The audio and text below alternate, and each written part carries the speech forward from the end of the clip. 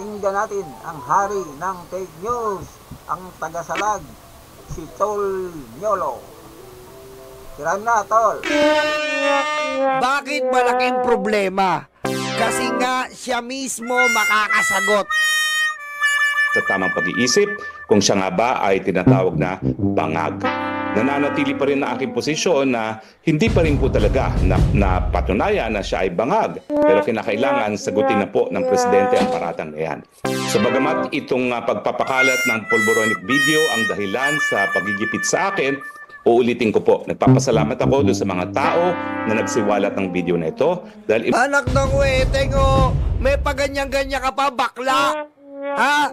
Anong pinapaganyan-ganyan mo pa nagpapasalamat kang bakla ka? Ikaw ang nagpakalat, loko-loko. Ano pa binabato mo pa sa iba? Baklita. Sira ulo ka ba?